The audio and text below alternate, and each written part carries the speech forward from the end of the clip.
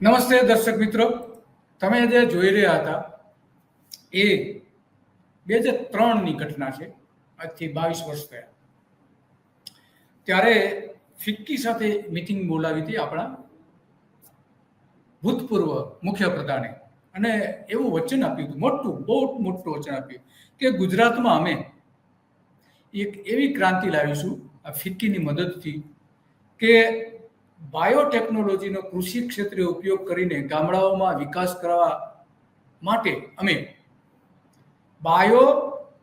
Agro biotech cluster village બનાવીશું. Agro biotech cluster village બનાવીશું એવી જાહેરાત કરી હતી.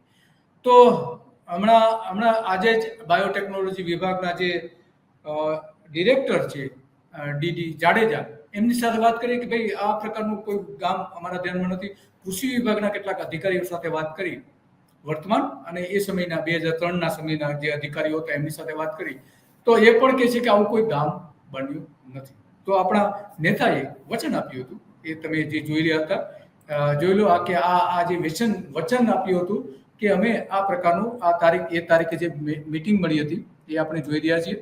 અને એ મીટિંગમાં 12 માર્ચ 2003ના રોજ આ બેઠક મળી હતી. અને એમાં ફિક્કી સાથે, એટલે કે ભારતના જે ઉદ્યોગપતિઓનું એક સંગઠન, ઉદ્યોગોનું જે સંગઠન છે એ ફિક્કી, તો એની સાથે બેઠક મળી હતી. અને બેઠકમાં આ વાત કરી હતી મોદી સાહેબે કે બાયોટેકનોલોજીનો કૃષિ ક્ષેત્રે મૂલ્ય વૃદ્ધિ અને ખેત પેદાશોના રૂપાંતરણની પ્રક્રિયા અને નિકાસ માટે એગ્રો બાયોટેક ક્લસ્ટર વિલેજ ડેવલપમેન્ટનો પ્રોજેક્ટ અમે અમલમાં મૂકવાના છીએ. તો આજે 22 વર્ષ થયા, મોદી સાહેબે કશું જ નથી કર્યું. કેમ નથી કર્યું એ તો હવે મોદી સાહેબ કહી શકે. પરંતુ આજે પણ એના જે બણગાઓ ફૂંકવાના જે વાત આવે છે નેતાઓના અલગ અલગ પ્રકારના, કે ભાઈ અમે આ કર્યું. આ વડાપ્રધાન જ્યારે મુખ્યપ્રધાન પહેલી વખત શપથ લીધા ત્યારની આ તસવીર છે. અને એના ત્રીજા જ વર્ષે એમણે આ વચન આપ્યું હતું. અને હાથમાં ગીતા છે, નીચે જો આ ગીતા જોઈ શકીએ છીએ, એમણે વચન આપ્યું હતું. ગીતાના નામે સોગંદ લીધા હતા મુખ્યપ્રધાન તરીકે. અને પછી એમણે એ ગીતાના સોગંદ કે હું વફાદારીપૂર્વક ગુજરાતના હિતમાં કામ કરીશ, પણ આ કામ કર્યું નહીં. એના બદલે સોલાર વિલેજો ઊભા કરવામાં આવી રહ્યા છે. સોલાર સારી વાત છે, વિકાસ થવો જ જોઈએ, કોઈ સવાલ નથી. પણ વચન તમે આપો છો ત્યારે તમારે વિકાસની માટે ખરેખર એક આયોજન હોવું જોઈએ. વિકાસ થઈ શકે એવા જ વચનો આપવા જોઈએ, કે નહીં કે લોકોને લોભામણા જાહેરાતો કરીને. કુબેર ડિંડોર પણ હમણાં વળી ગુજરાત ટ્રાઇબલ જીનોમ પ્રોજેક્ટ શરૂ કર્યો છે. આ જ ટેકનોલોજી મિશન હેઠળ, રિસર્ચ સેન્ટર કે મિશન હેઠળ ચાલે છે. તો એમાં આદિવાસીઓના ડીએનએ લેવામાં આવશે, આ તે બધું થશે, ઘણું બધું થશે. તો હવે અગાઉના પ્રોજેક્ટનું શું થયું? નવા પ્રોજેક્ટ તમે જાહેર કરો છો. આ 2 દિવસ પહેલા જ આ પ્રોજેક્ટ જાહેર કર્યો છે. અભણ શિક્ષણ પ્રધાન છે, એમણે આ જાહેરાત કરી છે. તો નવા પ્રોજેક્ટ જાહેર કરો છો, પણ જૂના પ્રોજેક્ટનું શું? એ એક સૌથી મોટો સવાલ આજે આવીને ઊભો છે. અને એટલા માટે કાલચક્રમાં આજે સવારે આપણે ચિંતા કરવી પડે છે કે લોકોને કઈ રીતે છેતરવામાં આવે છે, કઈ રીતે એને પ્રભાવિત કરવામાં આવે છે જુઠ્ઠા વચનો આપીને. એ જે મીટિંગ થઈ હતી, એ બેઠક થઈ હતી, એમાંથી મોટાભાગનો એક એપરેલ પાર્ક જે સુરતમાં બનેલો છે એનો અમલ કંઈક દેખાય છે. પણ અમદાવાદમાં જે એપરેલ પાર્ક બનેલો હતો એ ત્યાં તો આપણે મેટ્રોનું સ્ટેશન બનાવી દેવાયું છે. તો આવી જે નીતિ અપનાવવામાં આવે છે એ નીતિ ખરેખર ગુજરાતના હિતમાં કોઈ પણ સંજોગોમાં નથી. લોકોને ભ્રમમાં નાખીને એના મતો લેવા કોઈ પણ સંજોગોમાં વાજબી નથી. કારણ કે આપણે આપણી ભવિષ્યની પેઢી માટે, અત્યારની આપણા માટે એક સુંદર સરસ ગુજરાત બનાવવા માંગીએ છીએ, કે જેમાં દરેક લોકો પોતાના વચન પ્રત્યે પ્રતિબદ્ધ હોય, ભ્રષ્ટાચાર ના કરે, અને જે એ કરે એવા નાગરિકો આપણે પેદા કરવા છે, બનાવવા છે, ભવિષ્યના અને અત્યારના.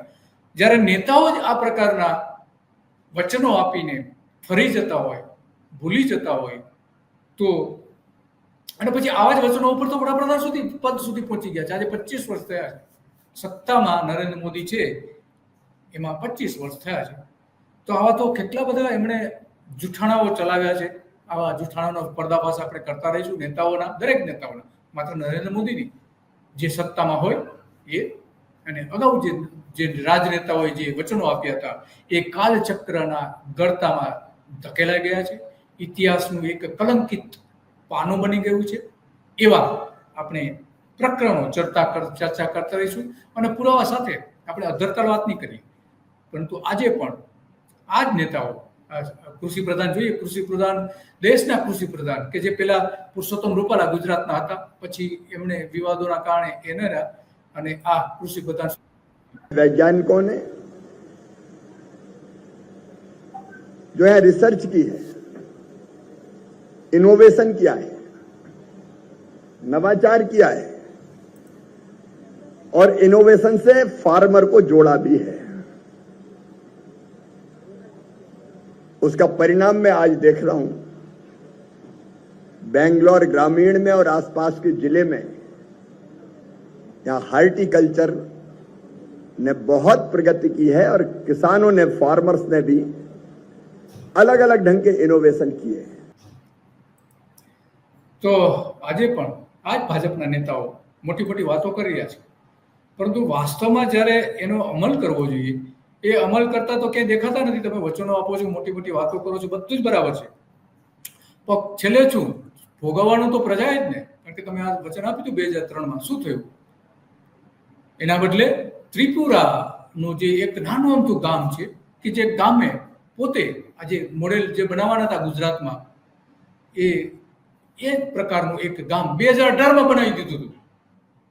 2003માં નરેન્દ્ર મોદીએ વચન આપ્યું, એના 15 વર્ષ પછી ત્રિપુરામાં આજે એટલું સુંદર ગામ છે, અને ટોટલી જે કન્સેપ્ટ બાયો વિલેજ જે હતું એ પ્રમાણે જ્યાં ઓર્ગેનિક ખેતી થાય, બાયોગેસ, સૌર ઉર્જા, આજીવિકાના સુધારો, ટેકનોલોજી અને સજીવોના વિશે અભ્યાસ કરવા માટે અને માનવ વિકાસ માટેની ટેકનોલોજી, કે જે બાયોટેકનોલોજી તરીકે ઓળખાય છે, એનો અમલ આ ગામમાં જોવા મળે છે. સજીવોના બંધારણ અને તેની વર્તણૂકના આધારે માનવ વિકાસ અને સંશોધનમાં એનો ઉપયોગ કઈ રીતે કરવું, આ ગામે આદર્શ પૂરું પાડ્યું છે. ગુજરાતમાં બીટી કોટન, બાયોટેકનોલોજીના જે બીટી કોટન ડેવલપ કરવાનું હતું, નવસારી કૃષિ યુનિવર્સિટી એના એ સંશોધન કરી રહી હતી. શું થયું આજે?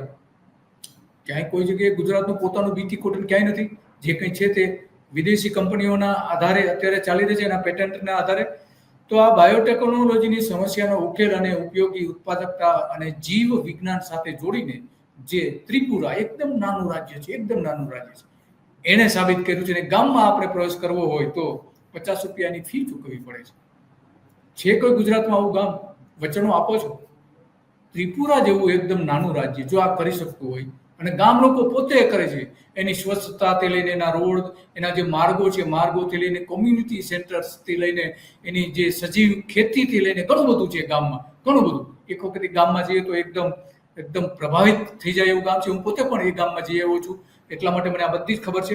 અને આવું ગામ ગુજરાતમાં કેમ નહીં? ડાંગ જિલ્લો પ્રાકૃતિક ખેતી બનાવ્યો છે, પરંતુ બાયોટેકનોલોજીના આધાર ઉપર ગુજરાતમાં એક પણ ગામ આજ સુધી નથી. તો આ બાબત અત્યંત ગંભીર છે કે નેતાઓ વચનો આપીને ભૂલી જાય છે, પરંતુ પછી ભોગવવું પડે છે પ્રજાને. વચનો એક કાળ ગરતામાં ધકેલાઈ જતા હોય છે. ઘણી બધી પીડા લોકોને સહન કરવી પડતી હોય છે. જો આવા ગામ નરેન્દ્ર મોદી ઊભા કરી શક્યા તો ગુજરાતનું કલ્યાણ થઈ ગયું હોત, પરંતુ માત્ર એમને વાતો કરવી છે. અને એમાં બહુ મોટા ખર્ચા પણ નતા. કોઈ એક તાલુકો પસંદ કર્યો હોત ને અને 2-4 ગામ એમાં પસંદ કર્યા હતા, મોડેલ ગામ, તો પણ એ મોડેલના આધારે બીજા દરેક જિલ્લામાં 4-4, 5-5 ગામ બની શક્યા હોત, અને એ ગામમાં મોટા પ્રમાણમાં ટુરિઝમ પણ ડેવલપ થઈ શક્યું હોત, અને એના કારણે ગામ લોકોનો ઉદ્ધાર પણ થયો હોત. પરંતુ કાંઈ કાગળ ઉપર બધું વાતો હતી, મોઢાની વાતો હતી, લેખિતમાં કરારો પણ કેટલાક થયા હતા. આજે એનો કોઈ જ અમલ નથી. ફિક્કી પણ એટલી જ જવાબદાર, ગુજરાતના દેશના ઉદ્યોગપતિઓ પણ એટલા જ એના માટે જવાબદાર છે. એમની હાજરીમાં આ બધા વાતો થઈ હતી, મોદી સાહેબે વાતો કરી હતી, બધું જ કર્યું હતું. તો આવા જ વિષયો પર રોજ આપણે સવારે ચિંતન કરતા રહીશું. આપણા ભવિષ્યનું ગુજરાત એક સ્વચ્છ, નિર્મળ, પ્રમાણિક ગુજરાત બને. ગુજરાતના નાગરિકો સુખી થાય, આર્થિક રીતે, સામાજિક રીતે અને માનસિક રીતે પણ સુખી થાય. અને આવા નેતાઓ જે ભ્રમમાં નાખી દે છે, એની ચુંગાલમાંથી અલગ થાય એવું ગુજરાત આપણે જોઈએ છીએ. અને એટલા માટે આપણે કાલચક્રમાં હંમેશા માટે આવી ચર્ચા કરતા રહીએ છીએ. રોજ સવારે 9 વાગે તમે કાલચક્ર જોઈ શકો છો અને એમાં આવા જ ગંભીર પ્રકારના મુદ્દાઓ કે નેતાઓ વચનો આપે છે, પરંતુ એના આખરે થાય છે શું, એની વાતો આપણે કરતા રહીશું. બસ આજે આટલું જ. નમસ્તે.